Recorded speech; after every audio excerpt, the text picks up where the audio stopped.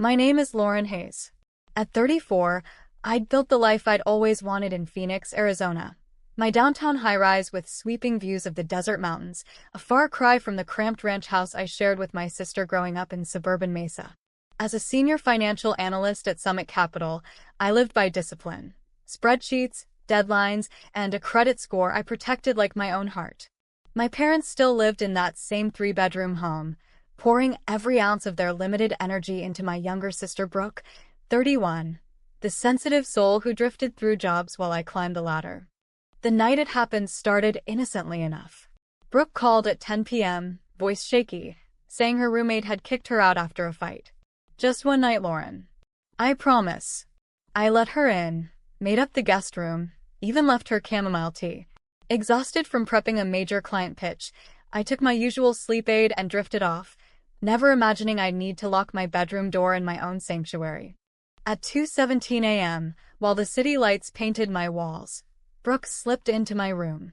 She used my phone, Face ID unlocked in the dim glow, added her own face as an alternate, silenced notifications, and quietly drained my Chase Sapphire and backup cards. First-class ticket to Las Vegas, suite at the Bellagio, designer shopping spree. By 5:30 a.m. she was gone, leaving only a cheerful note. Thanks, sis. Got an interview, fingers crossed. The fraud alerts hit at 6:15 a.m., $15,000 gone in hours. My hands shook as I called the banks. The representative confirmed every transaction was authorized from my device. That's when I checked settings and saw her face added at 2:31 a.m. Police arrived within the hour.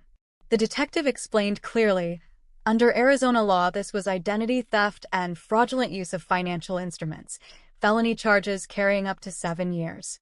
Because it was family, the DA would likely push for restitution and probation instead of prison, but only if I pressed forward. Mom called first. It's a misunderstanding, honey. Brooke's just struggling. Dad echoed. We can handle this as a family. But I'd spent years enabling the same pattern. Loans that vanished, jobs that failed. This time I filed a report, gathered timestamps, screenshots, and hotel confirmations. 3 days later, I asked everyone to dinner. No drama, just truth. I laid out printed evidence on the kitchen table while Brooke's eyes filled with real tears. I was desperate, she whispered. I felt like you had everything and I had nothing. It was wrong. For the first time, she didn't blame anyone else. My parents sat stunned, finally seeing the years of imbalance they'd created. The DA offered a plea, guilty to felony fraud, 18 months probation, mandatory counseling, and full restitution through wage garnishment. Brooke accepted. No jail.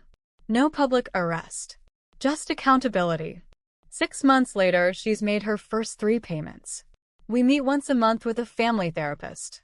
I've learned to say, I love you, but I won't rescue you anymore. Brooke is working steadily for the first time, slowly rebuilding trust. The lesson? Blood doesn't give anyone permission to bleed you dry. Real family means holding each other accountable with both truth and compassion.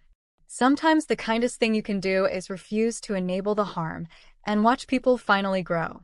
I lost the illusion of perfect harmony, but I gained peace, boundaries, and a sister who's finally choosing to stand on her own.